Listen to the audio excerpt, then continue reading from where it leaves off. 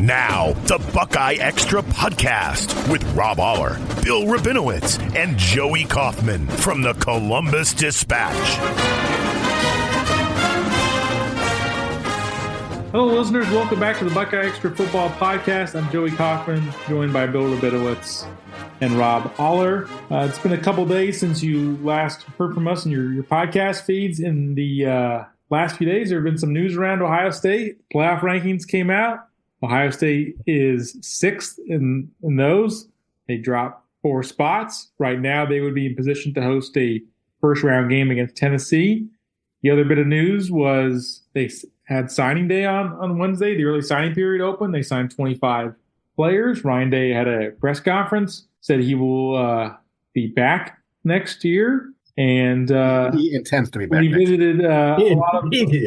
Yeah, it may not be all his choice. It's his intention to be back. He was asked if he will be here next year. He gave one word, and it started with a Y. It was yes. That was all he said on the matter. But for the most part, he talked for about an hour. Some of that was recruiting. So we'll talk about all that. Then for folks also who subscribe to our text service, we surveyed some folks on what they want to see in this December stretch. So let's figure we'll chomp on all that. Yeah, Ryan Day spoke for an hour yesterday, and I'm sure the last place he wanted to be 4 days after losing to Michigan was in front of us answering questions. And to his credit, he owned up to it. He said, yes, we shouldn't have been so stubborn running the ball up the middle. Yes, our game plan sucked, basically. He's disappointed by it. He said he was shocked after the game. He was shocked that what had happened, as I think most people were. I think they fully expected to go in there and beat a very mediocre Michigan team. It didn't happen, of course. I thought he took responsibility in an appropriate way. He was pretty firm in saying that, yes, this hasn't dissuaded him from wanting to stay as Ohio State's coach. Obviously, it's not all up to him, and we'll see how the Buckeyes do in the playoff. It was good that they held their recruiting class together. the one guy they lost, the cornerback, they kind of, I think we expected to lose. Neem offered. It had been so many rumors that he was going to flip. I think more rumors that he was going to flip to Auburn as opposed to Oregon, but it seemed like it was probably not going to happen. And they did keep the other quarterback, Devin Sanchez, who was another 5-star guy. They kept Tavian St. Clair, the quarterback from Bellefontaine. So all in all, it wasn't like last year when there was doubt about Jeremiah Smith and they almost doubled over, or Edric Houston. They held the class together, and they said, Joey asked the question, they said that it was never even a topic among the recruits. Is Day going to be the coach? So, we'll see. We'll see. But, all in all, I thought it was a strong performance by Day yesterday in terms of answering questions. But the proof's in the pudding. Let's see how they respond in the playoff. Yeah, I thought it was a solid and fair response by Ryan Day. I thought it was almost too fair and too real and too human. You said that about him often. You think he's too much? Yeah, I think he's a good guy, and I think he just wants to coach football. I think he's an X and O's guy. He cares about players. He's sort of a father figure, but sort of in a Gen X, not in a baby boomer way. Yeah. Where Tressel and Urban Meyer were more the baby boomer, maybe tough love. I'm not saying Ryan Day isn't tough, but he's I think I said to Bill, he's sort of Sam Weich without the wicky wacky. And he's just sort of, he's just kind of human. And that is a problem. I'm sure we'll get to it. That's actually a problem for a lot of fans, I think. They remember Urban. They remember, somebody that you were fearful of. And to be fair, the pendulum usually swings back and forth on that one. You had Earl Bruce, who was kind of a Woody clone. And then you went to John Cooper, who was kind of hands off. And you went to Tress, who was kind of in between. He's kind of a one-off. I'm not exactly sure what Tress was. I don't think people feared him, but they respected him. Then you had Urban, who was just a hard you-know-what. Then you come to Ryan Day, who's very competitive, but is got more of a human side. So I I think that may be part of the issue with Ryan Day, and we can get into that. But I thought it was a good press conference. I appreciated his honesty, almost to a fault. Yeah, and I think for the most part, he wasn't evasive. He wasn't too defensive, which when you start getting into the play calling and game planning for coaches, sometimes these guys tend to be defensive about what they're calling. They spend a lot of time in it. So I thought that was different than he was, I think, more willing to second guess himself this year than I felt like last year, because I remember him getting asked questions about the decision after the 2023 game, kicking the field goal at the end of the first half and the punt earlier in the game, some of the fourth down management. And he was, I think, less likely to go there as he felt he was yesterday. Yeah, I asked him, you guys were effective at the end of the half with the tempo. Yeah, it was a 2-minute drill. Yeah, maybe we should have done more of that. He didn't bite my head off saying, "No, that was a 2-minute drill." It didn't, you can only do that then. He kind of said, "Well, we probably should have used that more." Every reporter that said, "Did you think of doing this?" He was kind of like, "Yeah, we probably should have done that." At the same time, it was obvious to everyone. It was obvious to Bill's dog. What's your dog's name? Ellie. And Ellie. It was obvious to Ellie that, that things weren't working. So, I mean, what's he going to do? I think he would have come off looking worse if he'd have tried to defend it in any way. And some of it was what he didn't say. He didn't say what he could have said, and no coach would do this. No coach with assault would do this, which is, if my kicker had made 2 easy field goals and my quarterback hadn't thrown 2 horrible picks, you're not talking to me about this. We had a sluggish game that we won. He's thinking that. I guarantee. He might be thinking that, but he's not saying it. Everyone thinks. You can't help what you think, but you can't help what you say. And so, look, I mean, and that's the truth, right? If Jaden Fielding makes the 34 and 38-yard field goal, it's a different game. If Will Howard doesn't throw those terrible picks, it's a different game. It doesn't excuse the lack of a running game. I mean, that's a different category. But I'm sure that he watched that game again and thought, how did we blow this? I mean, why did we do that? And and if they just not screwed up, but they did. That's one game. It's not, it's not basketball or the baseball postseason. It's one game. It's not a series. You get one crack at it. I did ask him whether the first pick and then the injury to Will Howard, impacted the play calling. And he said, no. I think he kind of misunderstood the question because he started to defend putting Will Howard back in the game. That wasn't the point. It was like, no. I mean, basically he confirmed that once the doctors cleared Will Howard, that the coaching staff went all in on, well, Will Howard's fine.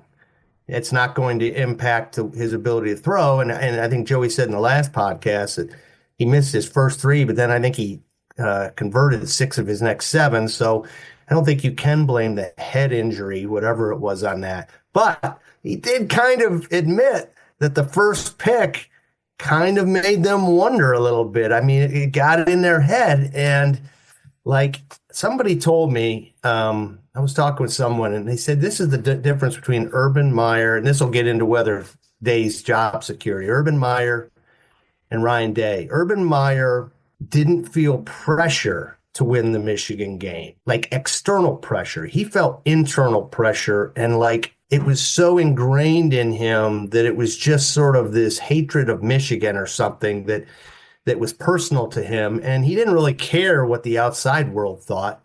He wanted to beat Michigan. And Ryan Day is sort of there's an external pressure that maybe he feels, and maybe as John Cooper felt. I don't know. I just thought that was an interesting observation. I don't know how accurate it is, but it is plausible. Yeah, I guess so. I mean, sure. I mean, ringing endorsement. Yeah, no. I mean, I think that as the losses have accumulated, the pressure on him has increased exponentially, and especially this year when there were no excuses. And looking back, you can look at the Connor Stallions thing, the first 2 years of it, and you say, okay, well, that's an extenuating circumstance. You look at last year's game, you say, that was an eventual national champion in Ann Arbor. Okay, that's a tough game to win. This should not have been. And this was at home. This was against a very mediocre Michigan team with a pretty good defense, at least a pretty good run defense, and a terrible offense, at least a terrible passing game. And Michigan only did throw for 62 yards. But you played right into their hands. You just did, and with a lot of help from the stuff we've already talked about. So I think that's part of it. I mean, I just think this was the monkey he had to get off his back, and now it's not a monkey; it's like a zoo. You know, I mean, it just puts so much pressure on the playoff now. Where if they'd beaten Michigan, I'm not saying you're playing with house money in the playoff because you still have expectations, but you don't have the oh my God, they better win the first one or else. And now I think they have that. If they lose to Tennessee or Indiana, which are probably the two most likely teams, we'll see. Especially Indiana, my God, if they lose to Indiana playoff after beating them in the regular season, oh, geez. But, I mean, they've got to make some kind of run here to at least, I'm not saying for his job necessarily, but to get the fan base off his back to some degree. They have to make a run. Yeah, I think so, because I think you're right at this point in time. It is a little bit of a circus around Ryan Day and just the heat that comes with it. I mean, even yesterday's press conference, and I think part of the reason why I thought he handled it well was that was probably the most aggressive line of questioning that he's had as the Ohio State coach. I mean, the bottom line is for most of the time, if you're the head coach here, you're going to win 9-10 games, and most weeks, I mean, he's 66-10. Most weeks he's been here, it's like, hey, how to get your team up for Purdue, or you're playing Maryland this week, you're playing Michigan State.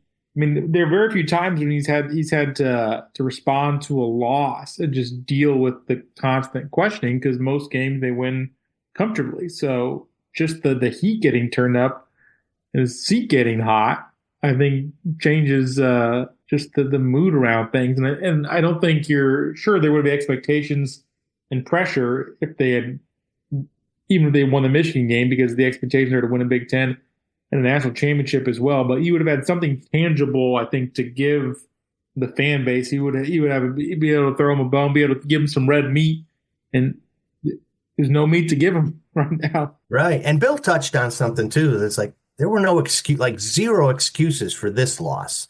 I mean, you could even look at the bowl losses. You know, the first bowl loss to Clemson. Well, officiating, they got screwed.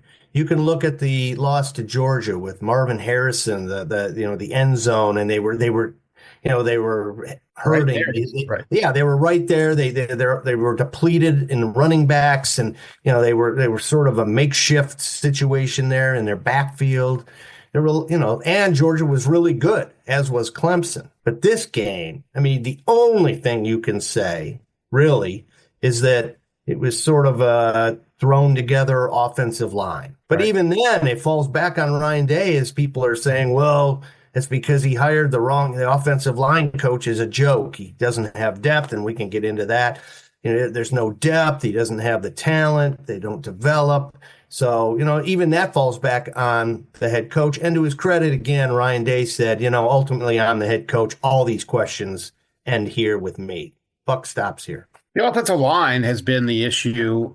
It was the issue coming into the season. It was more or less at least alleviated with the play first half of the year, at least first few games. And then when Josh Simmons got hurt, that caused the beginning of the shuffling. And then when Seth McLaughlin got hurt, I remember when we got the news about that, when we found out, okay, I remember thinking, oh, they're screwed, because, the center's so important.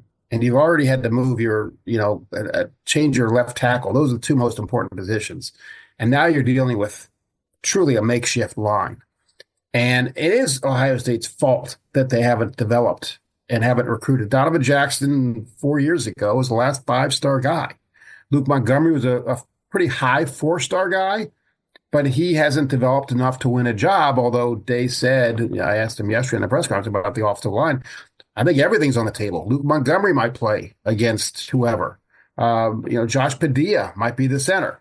I think and they should. I don't think there's one position on that offensive line you say that guy's going to play there. Donovan Jackson's going to play, obviously, left tackle or left guard. Other than that, I mean, I wouldn't even be surprised if Tegra Shabola and Josh Schreier switch positions. I mean, Schreier, I think, could play inside just fine, and Tegra is a better tackle than a guard. He's been pretty he's been pretty inconsistent this year. I mean, he got blown up on a few plays against Michigan. So I don't think anything is set in stone with the offensive line. The only thing I do wonder if it's off the table is, can you realistically move Donovan Jackson back inside to play left guard, because you have no other I don't know, right. realistic option to tackle? Maybe Tegra Shabola, but everything you do right now in the offensive line is risky, but also so is keeping the current group intact, considering what we saw on Saturday. They have to make some changes. I just think they do. I mean, I think the simplest thing might be a personnel change, or could you do some scheme stuff? Well, you have to do scheme stuff. I mean, Chip's going to have to earn his money. Chip Kelly's going to have to earn his money the next 3 weeks. But I mean, I think the simplest change would be to have Josh Padilla play center and move Carson Hinsman to guard, and then decide whether the right guard is going to be Tegra or Austin Siereveld. Or if Josh Fryer is able and willing to do that move. But I think the move that would make the most sense, or at least make with the least complications, would be just to have Padilla play center. Guys, we're also going to find out about the bounce back ability of Will Howard. He's shown all year that he kind of can put negative plays behind him pretty well. So I would assume that he'll bounce back. But man, that was a bad performance, and with the pressure on, it's almost like he got sucked into the Michigan game narrative vortex. Like he's never been a part of it. It was almost like a freshman stepping into that situation, and he wasn't very good. And he needs to be. Who was it? We heard yesterday, Bill. I thought it was a great line. Dave Holmes. Dave Holmes. No. Yeah, Dave Holmes. Yeah. Dave Holmes said, I said at the beginning of the season that you can win with Will Howard, but you're not going to win because of Will Howard. And I think that's Dave said. Yeah. Yeah, Dave said that. I think that's pretty accurate. He's not going to win the game. Now, I think he's actually played a little better. Yeah, I agree. Overall, but I mean, he did. Let's put it this way. I don't know if I hate to throw this name out. I'm not sure Cal McCord looked as bad at all last year as Will Howard looked against Michigan. I don't think there was a time that that's probably fair. McCord, that's probably fair. But that was just a marriage that just wasn't going to work. I don't want to get into Kyle McCord. We do enough with Kyle McCord. And Kyle McCord, of course, the as he said, the full circle came. Full circle. He took a victory lap, I think. Good for him. Good for him. He did we don't know the exact reason what went down there, whether he got run off, whether his dad got in the mix. We know some things. We don't know. I don't think exactly. He didn't get run off, but they didn't go all in to keep him either. They didn't go all in, and I think they were a little dubious whether he could take them where they wanted to go this season. Right. So, I mean, that's not running a guy off, but it's not giving him a vote of confidence. And I will say this, that he had a great game this week against Miami, but I will say Miami's defense is horrendous. I mean, they're horrendous. So good for Kyle McCord. He had a really good year. But remember, he did have the game where he threw about 18 interceptions, too. Threw 5, I think, right? Yeah, he did threw 5. Like 4 in the first half, 5 in the first half. So the thing is, I guess my thing is Will Howard, he can't be Michigan Will Howard. Yeah, he can't be that. He can't be anything close to that. No, of course not. We can talk about whether we still think they can win at all. I mean, I probably was 50-50 on them winning it all, maybe 60-40 on them having the ability, thinking they could win it all, maybe 70-30 thinking they could, but 60-40 I'm wondering, thinking they would. That's dropped because of Michigan. Maybe one game shouldn't get in your head like that, but is it 50-50? I almost put it like 60-40 against them winning it all. I'd probably put it even lower than. Yeah, I think you're right. Partly due to the fact that there are other good teams in there are good teams. Well, I see Texas out there, and I see Texas with a defensive line that's like Michigan's. So they won't do what they did against Texas Well, you would hope not. They would not. Well, I think the other thing is they're going to have to play a fourth game. And that's one thing. So you add another game to it. So that makes it tougher. I would go back to the same questions we had at the start of the year. Is the offensive line good enough? With this offensive line, I have doubts. I mean, I think you could work around it. I think it's like the NCAA basketball tournament. It's all about matchups. If they have the kind of team, Texas would be tough, Georgia would be tough because their defensive lines are really stout. I think they would have a chance against Oregon. I think that against anybody else, they would have a pretty good chance. So the longer you can avoid playing Texas or Georgia, the better off you are. And Georgia, I watched that Georgia Tech game. They got a lot of problems too. We talk about Ohio State. People and every other team except probably Oregon are looking at the flaws on that team and saying, can they overcome those flaws? Because Georgia is a very flawed team. Texas is a flawed team. There are doubts whether Quinn Ewers is good.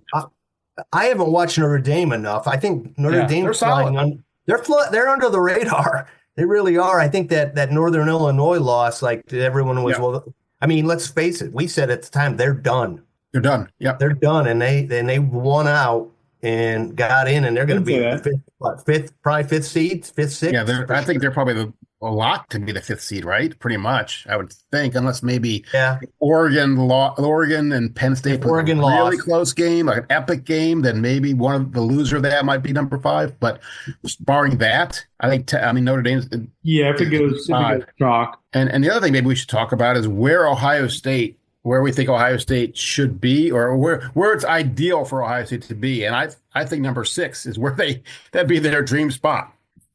Oh, yeah. The reason is they would avoid playing the Big Ten or SEC champion, who are going to be 1 and 2, and they would play either the ACC champion or maybe even like Boise State. I don't know. And I guess the Big 12 champion with Arizona State or Iowa State is I guess a possibility. But right. You want to be in that bracket, that quadrant of the bracket, and number 6 would put you there. Yeah, I think you want to be this. You want to avoid playing Oregon, Georgia, Texas, those teams as soon as possible. And if they can move up a couple spots, they're 6 in the rankings right now, but essentially that means they're the way it works out, the way they see the at-large bid, they would be the 8th seed. They would be playing Tennessee, who's the 9th seed, which I don't think is an easy matchup because they're going to throw the ball and push it on Ohio State secondary. A very different type of matchup than they just played in Michigan, but it gets to the game that's going to be played on the perimeter, which is also a challenge for Ohio State's defense based on what we saw against Oregon. But you'd like to slide up to potentially be as high as the 6th, because Bill, as you said, then you're probably playing either the ACC champion, the Big 12 champion, or the Group of 5 champion, being most likely Boise State in that scenario. And that would be your potential quarterfinal game if you do win your first round game. Which means that this weekend. Yeah, I was going to say you can say it's going to be very interesting what the committee does with the losers. Right, you're right. Of the championship games. Like, what's their philosophy? And I actually think that maybe moving forward, they may actually have some kind of I don't know, written into their rules that the loser can't drop below a certain number. I don't know, because it's sort of in a justice fairness world, because there aren't divisions anymore. You could say when it was divisions, like, okay, Ohio State versus Purdue, and they go to the Big Ten championship game and Purdue gets blown out. Well, does Purdue deserve some guarantee of not falling that far? But now, with no divisions in most of these conferences, or any of them, right?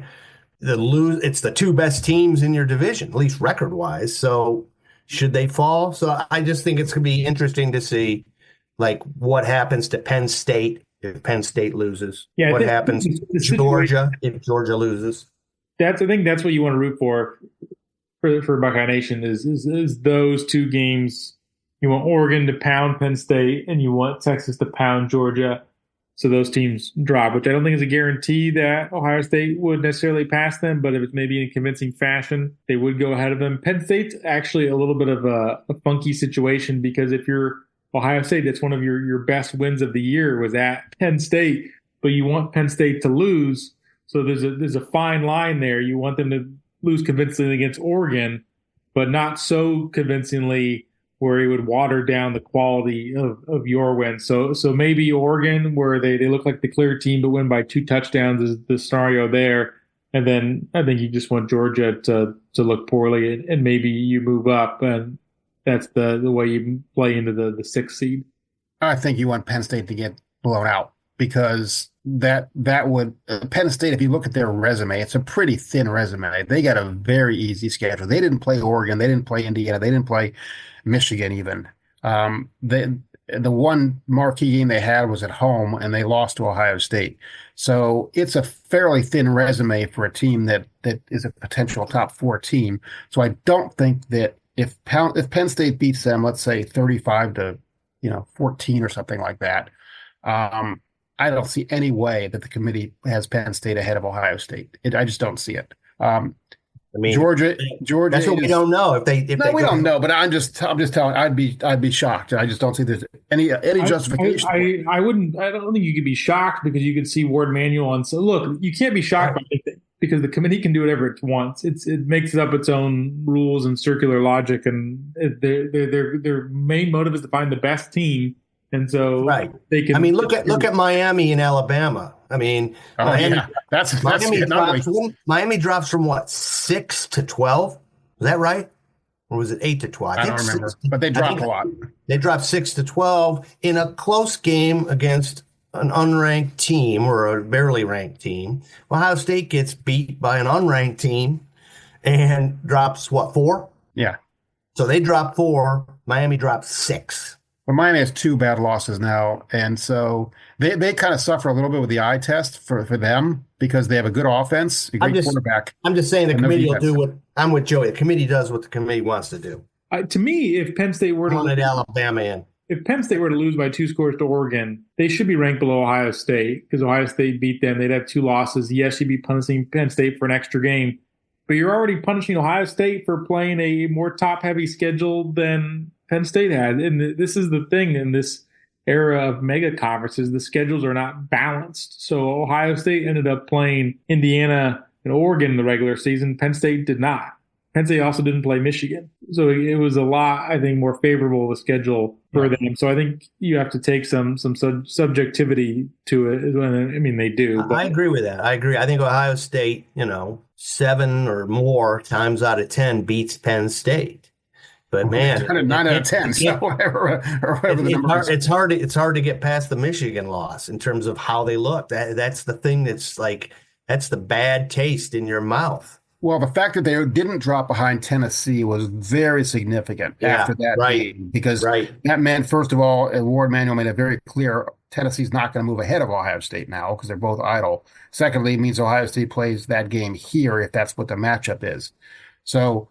But I think Ohio State is anywhere between 6 and 8, and you want, if you're an Ohio State fan, for Texas to beat Georgia and for Oregon to beat Penn State. The more decisively, the better. Yeah, at this point, they know they don't have to go on the road in the first round, which I think is big. And you could question the home field advantage Ohio State's get. Yeah, you certainly can right now.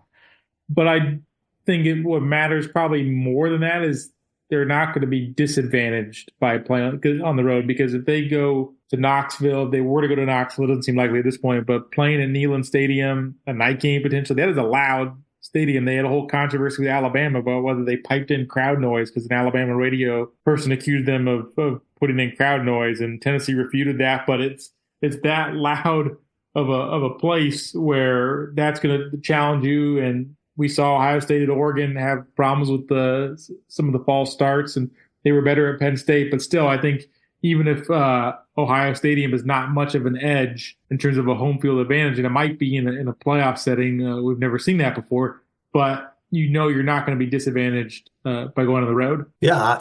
I mean, and who knows how much cold weather impacts teams from the South. It doesn't seem to. Sometimes it matters in the NFL. Even. Although it certainly impacts the team in the North. I mean, they talked about how they couldn't throw on Saturday because of the wind. Right. Well, wind's different than cold. I'm just saying cold. Like Tennessee's, most of their guys, I'm guessing, are from the South. Them having to come into the Horseshoe, which is going to be cold. I don't know how cold, but it's going to be cold. You got to see that as a positive for Ohio State, although I don't necessarily. Well, because our passing team, it's mitigated. I mean, it's not as much as if Ohio State were like last year's Michigan team, and they'd pray for a blizzard, right?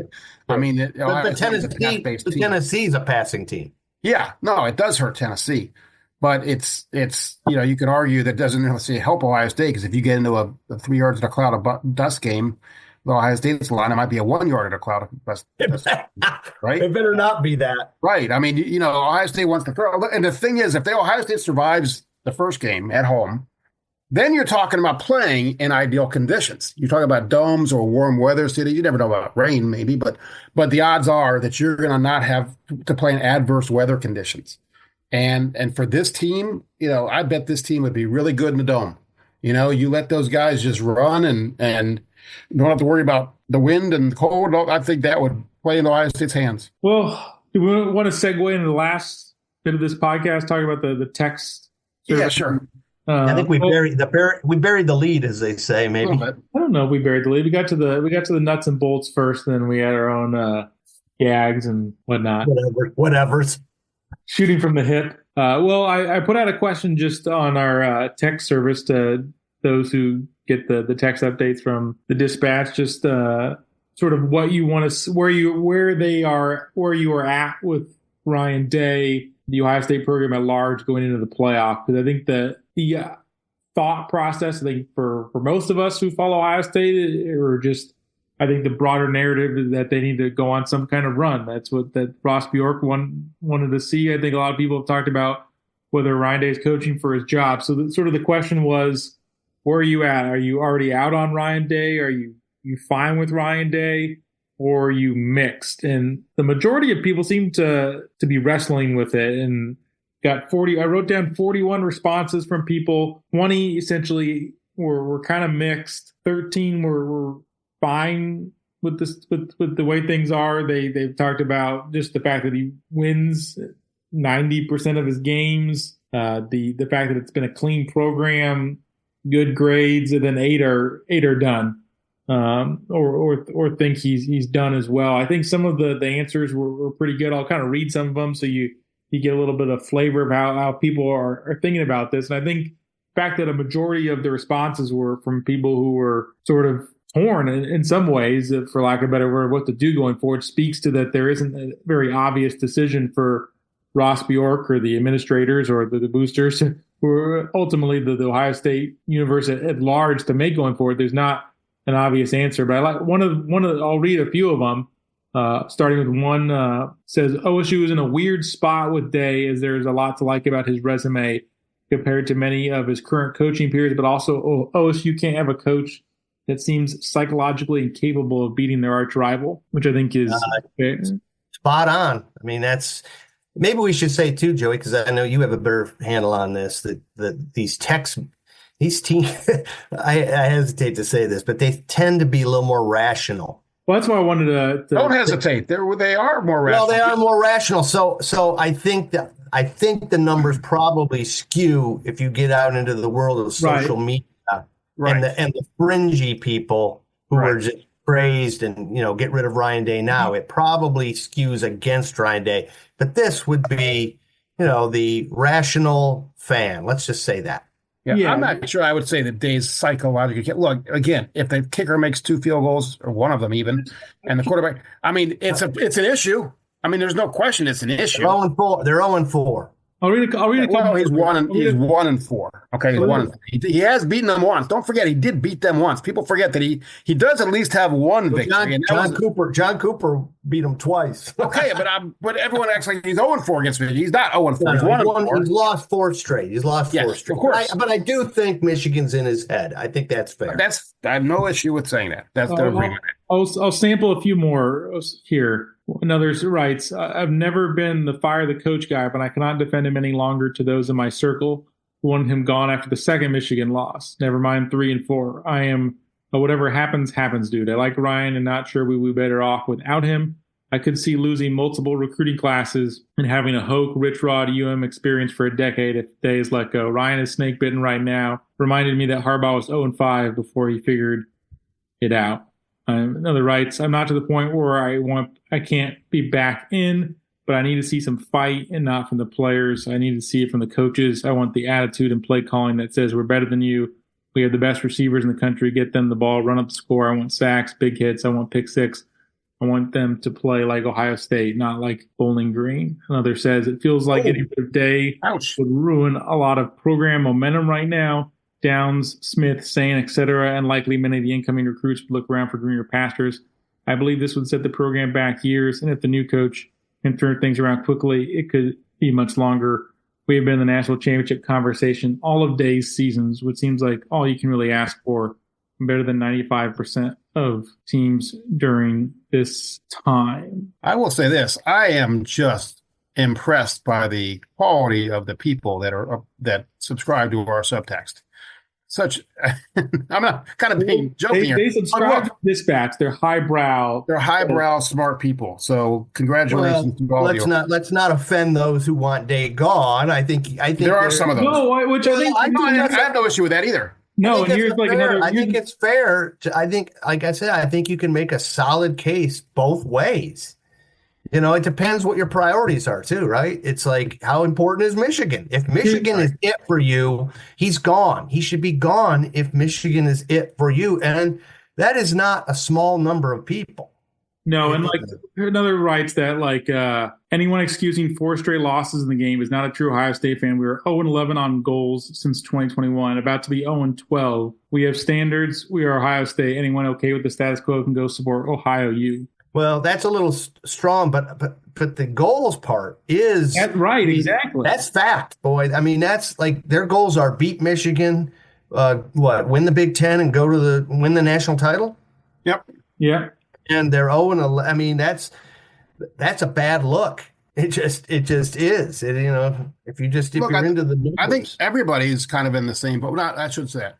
I think it's kind of like like the bell curve in high school, where you have the extremes on the end and then the vast in the middle. I think there are certainly those on the extreme, probably more on the fire Day side than the I love Day side right now. But I think the vast majority of Ohio State fans are very conflicted because they see that the program overall feels strong, but there's this one like kryptonite that they can't get past. Right. And that kryptonite, that is really important to a lot of people. And that's why I say he's coaching for his job. Is he actually? Well, I'm not Ross Bjork. I'm not Ted Carter, the president. I'm not Wexner or any big booster.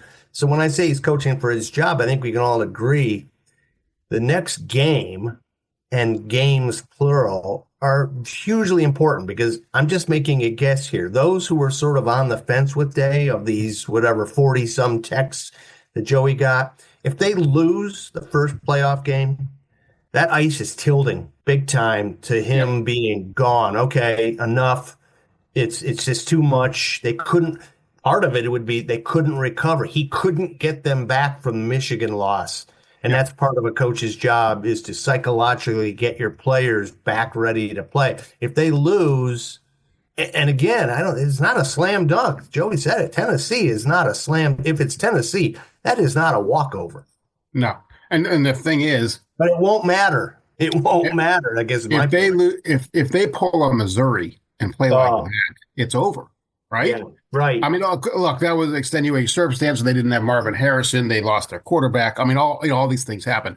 But God forbid they look anything like that. I mean, because look, the offense against Michigan looked scarily like that. Right? I mean, it was like, who are these imposters? Well, I think it's also a brand situation, Bill. It's not that they played poorly and looked bad against Missouri. It's that it was Missouri. Missouri could have been legit, and I think they were pretty good. They were a pretty good team. They were ninth, but if you lose, let's say it's SMU. Right. I mean, sorry, that's not a good look if you lose to that team. And the problem for Day is that all these 12 teams are decent. There's not a bum in the bunch. You might be able to argue that Penn State and Indiana, among others, are, not, maybe not. They're not great, frauds, but not on that level. Right. But who is this year? That's the question. Let's flip it around. Maybe that's the best thing Ohio State has going for it. There is not a 19 LSU. There's not a 2020 Alabama. There's not even a 2021 Georgia? Yeah.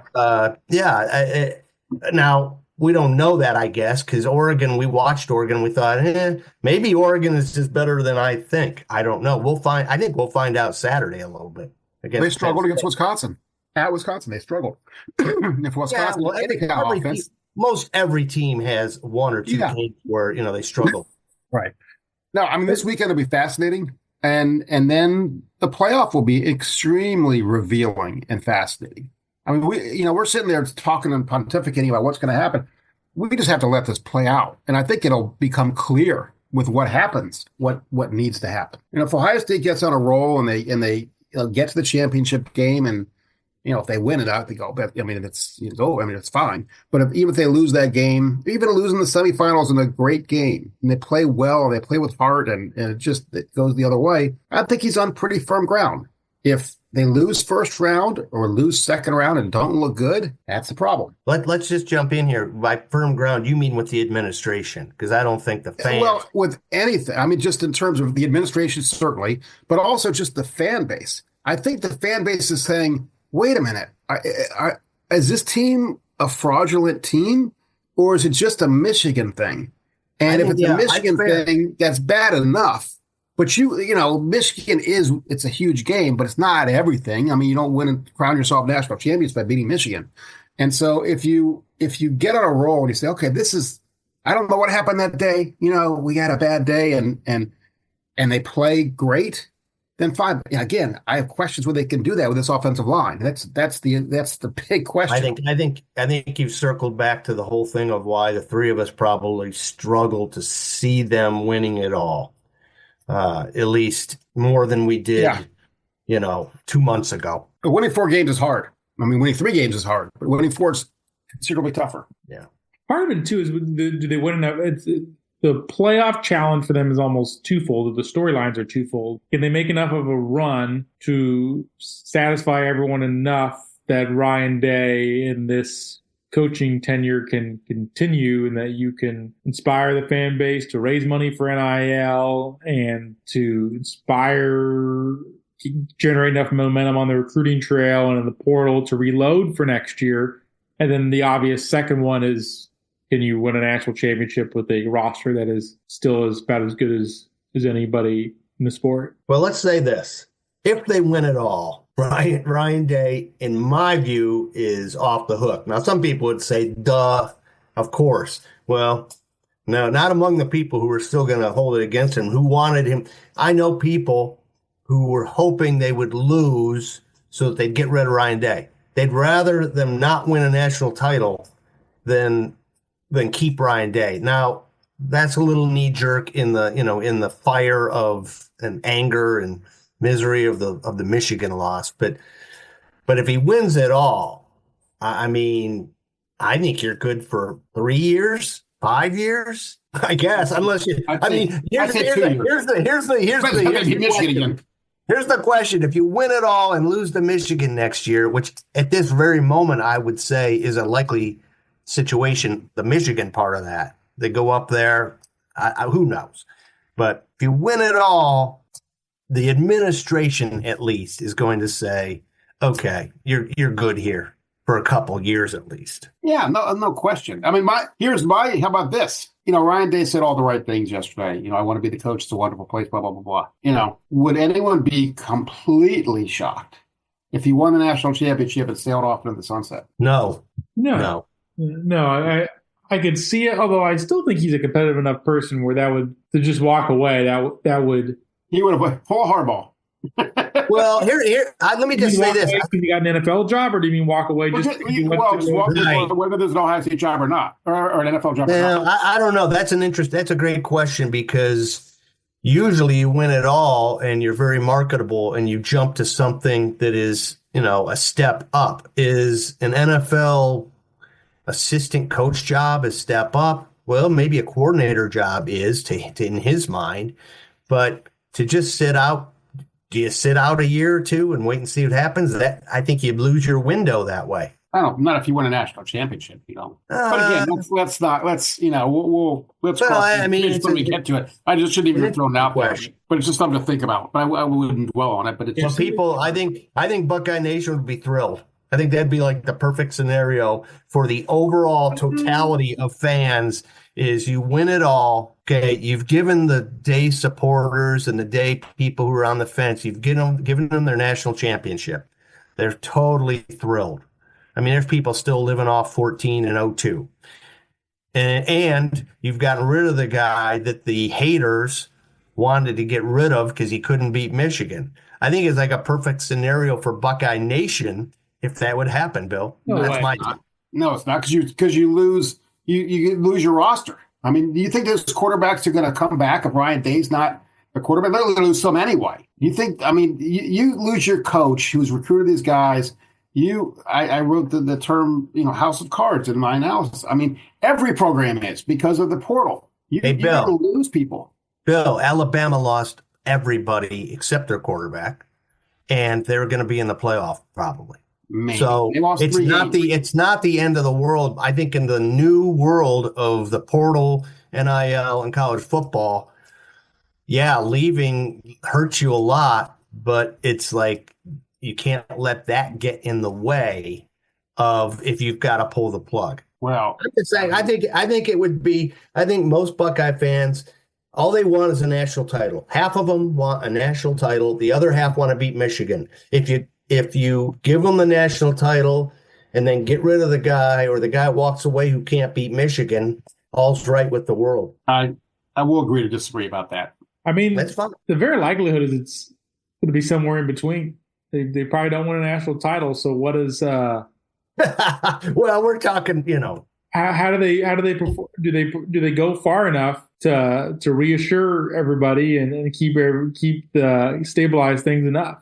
I think a first round loss at home would not endeavor. Joey, how many were on the fence? How many were in the middle and kind of undecided? About of the 20 of the what? About 20 of the 41 people. So about half were just him and hawing. And I will say the general tenor of the responses was pretty positive toward Ryan Day. Like nobody really responded in a sort of a personal, direct, man, I have never liked this guy. People, I think, in large ways are just bemoaning the fact that they don't have anything tangible to show for recent years. They haven't won a Big Ten title since 2020. They haven't beaten Michigan since 2019. They haven't won a playoff game since 2020. So just to have something that you can grasp onto, I think it's why, as Bill said earlier, if they could have just beat Michigan, got the monkey off their back, that would have given the fan base something. And so I think people like Ryan Day, for the most part, based on the responses, they seem to want him to do well. He's obviously the coach of their team, so they want their team to do well. But they're also staring at the reality, as someone mentioned, that they're staring down the possibility of very realistically going 0-12 in their three primary goals the last 4 years. And I think that just at some point the results get hard to argue with if you don't ultimately get it done. And here's the other thing too. We're dealing with an expanded playoff era, and the college basketball folks deal with this a lot more, is what ultimately constitutes tournament success. I mean, some schools hang Final Four banners. Some schools like UCLA does not, because they have 11 NCAA championship. So at what point in the playoff run does it become a satisfying season for people? Because it reminds me of one of the comments that I'll read now is they said, if you're not firing Day now, when are you firing him? If the argument is we're still playing for a national championship, then are you never going to move on? With the new playoff format, OSU should be in the playoff every year. So I think Ohio State's the point is Ohio State is more often than not going to be in the playoff. So how many games do you have to win for it to be, quote unquote, a successful season or for people to be satisfied? And it might be winning 3 or 4 and winning the national championship, but they're not going to hang college football Final Four banners in the horseshoe. But so that's sort of, I think, the interesting part in this new structure. It's a new sport going forward. So what can you give people that'll be a tangible, and maybe it might just be winning 2 or 3 playoff games might be something, because they haven't even done that since 20 in the 14 format. It depends on the year and the kind of team they think they have. I mean, part of the reason this disappointment is so visceral is because this is a loaded team. They added in the portal. They kept all their guys. I mean, next year's team is not going to have the expectations that this year's team has. They're just not. I mean, next year's team, if they make the playoff, and again, we'll see what they get in the portal, but next year's team is going to be, as much as Ohio State ever is, a rebuilding team. You lose your whole front four on defense and go down the list. So that's what makes this loss so painful is you built the roster for this, and Michigan was depleted. I mean, and they didn't even have, Colston Loveland and Will Johnson. I mean, you're like, this is like ready-made for you to win this game. And so that's the frustration. If not now, when? If not now, when? And so that's, and the blessing and the curse for being Ohio State is that the expectation, the standard is to be perfect. Is to win every game, to beat Michigan, to win the national championship. Well, we've talked forever about how many heartbreaks Ohio State has endured, and it began long before Ryan Day. Urban Meyer won one national championship. Jim Tressel won one. This has gone on forever. This disappointment, the fact that Ohio State, for all of its greatness, has won 2 titles since '68. It's insane. I agree with that 100%. I would say I'm on record saying I think you keep Ryan Day through the end of the season into next season. But I would also say this gets back to our whole conundrum. I would also say if there's a situation where one game can cost you your job, then Saturday's loss to Michigan is that situation. Because missed field goals, the players let you down, but it all comes back on the play calling and just not having the whatever it is, not having it in that game. Again, I say keep Ryan Day, but I can't come down hard on people who disagree with that. I think that's fair. I mean, there's just no sugarcoating that loss. There's no excusing it. It's an unacceptable. It's, borderline unforgivable.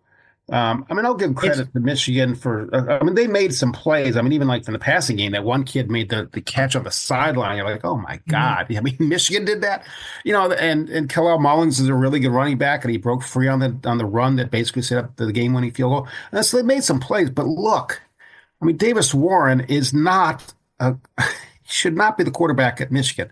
Their wide receivers are bad by Michigan standards. Ohio State should have won this game convincingly. There's no getting around that, and there's no excusing it. But right. And what you're saying, you're not saying it, but in a sense, it was a fireable offense. Yeah, I said to Joey, I used this that we were talking yesterday, and I said it's a cardinal sin, but is it a mortal sin? It's awful. You can't do it. But does that mean you're like off with his head? It's like when you're a parent and your kid does something terrible and you say, what in the world were you thinking when you did that? But you also don't disown them, So it's really hard and the thing is, it's got to be so frustrating, right? If we just won this game, none of this would be an issue. It would just even if we played ugly and won. So right. And you know how it is. Here's the deal, Bill. We're all like this. We're basically harder on ourselves. So yes, Will Howard did not help the cause. Fielding did not help the cause. But what's keeping Ryan Day awake at night, I gotta believe, is not that the players blew it, is that he blew it. The play calling. That's what's eating at him. Yes. Even, and the fact in the presser that he kind of owned up to that, it's like pounding his head against the wall. Like, what were we thinking? And, I know one of the text person said, you better call out Chip Kelly. So I'm going to call out Chip Kelly here. Chip Kelly, he's getting paid a ton of money and he calls the plays. Yep. He is the play caller. So Ryan Day has to approve it, and it's a joint effort. But Chip Kelly deserves a lot of the heat here. It'll be interesting when we next talk to him, whenever that is, what he says. Because he has been pretty candid with us this year. He's been, he's got a lot of quips and a lot of one-liners and he's a salesman. Whatever. But he also, I remember when he was the coach of the Eagles, when the heat got on him, he kind of was not easy to deal with. So it'll be interesting to see what his response is. My guess is he'll say, yeah, we blew it. But we'll see. Well, here's what I would, somebody emailed me this and maybe we haven't got to the crux of it. I'm not going to blame reporters, but why did they blow it? I'm not sure we've totally nailed down what happened. Why did you keep doing this?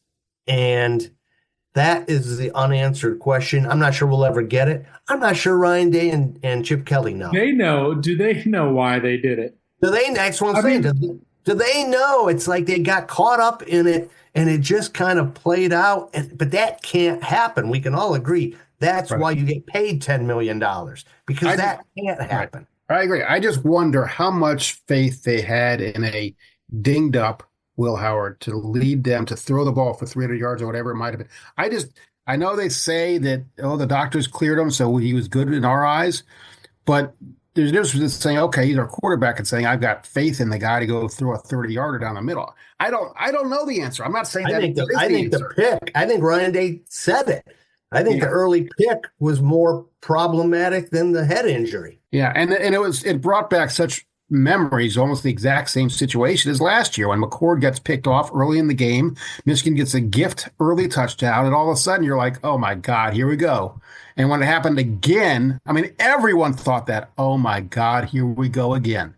And I think that exactly is what they thought. And I think that moment changed the game immediately, because at that point, Ohio State had a 3-0 lead. They had a stop on their first defensive possession, and they drove all the way down the field, had to settle for a field goal, got the ball back again, and then he threw the pick. And instead of being up 3-0 and controlling the game, it's suddenly 7-3, and you're going, oh no, not again. And I don't think it ever changed from that point on. And this is what I want to see, Bill, because we've heard some rumors about locker post game, the days after the players having a meeting and calling out the coaches saying, why did you call the game that way? If we're wondering this, the players absolutely have to wonder, like, what was that? They have to be wondering. Yeah. That. I know they're a little bit of robots, because you get in that situation, you do what the coach says, but they have to be wondering. So now what's the faith? What faith do the players have in the coaching staff going into this first playoff game? To me, that's a very interesting question. Yeah, I agree. And I also think that what Ryan Day is counting on, and the team is counting on, because most of these guys are on that team, is what happened 2 years ago. A very dispiriting loss to Michigan at home. They go play Georgia. Very few people gave them a chance. And they gave Georgia everything they could handle. Probably should have won the game, at least, the 50-50 game at least. And Ryan Day kept using the expression, we're going to swing at our hardest in this game. That was the thing. We're going to, go down swinging, basically, if that's what it means. I think they're going to have that attitude for the playoff, and they need to. They need to. It's one thing to lose and go down swinging, and everyone, that's the Ohio State team I recognize. It's another to go into a shell, which is what they did against Michigan. So I think that's the attitude they're going to take. Okay, we blew it, but we're not going to blow it the same way again. We're going to go out guns a-blazing. And I think Will Howard's that kind of guy that would say, ride me and Emeka Egbuka and Trayvon Henderson and, throw the ball to Jeremiah Smith 10 times in this game. 10 times, 15 times. Throw it to Let's see trick see plays. What this team can Let's do. see wrinkles. Let's see trick plays. Pull Yes. out all the stuff. Don't hold something back for this game for the national championship game. Yeah, You I got don't to think they'll do that. You got to go. They got to show and let's face it, even all year, we have not seen the dominating, blow the doors off Ohio State team we thought we'd see. We didn't see it against Oregon. We didn't really see it against Penn State, even though it was a nice win. We, kind of against Indiana, but even it took a while for that to happen. We didn't see against a decent team Ohio State just say, oh, you think you're good? Watch this. That's what I'd like to see. Yeah. Can they do it is the question. Well, that's have we overestimated this team? There's the question. We'll see. I think we've gone way too long. By the way, I'm sorry, everybody. You're still with us. Like a Springsteen concert. You're still with us. God bless you. Thank you. Joey, you want to wrap it up? I think we've hit every note. I think we've covered all our bases. You'll hear from us after Ohio State learns its postseason fate officially after the bracket release on Sunday. Selection Sunday for college football. Bracketology will be an interesting next few weeks. That was Rob Oller, Bill Rabinowitz. I'm Joey Kaufman. Thanks for joining us on the Buckeye Extra Football Podcast. Be sure and subscribe to the Buckeye Extra podcast in the iTunes Store, the Google Play Store, or on Stitcher.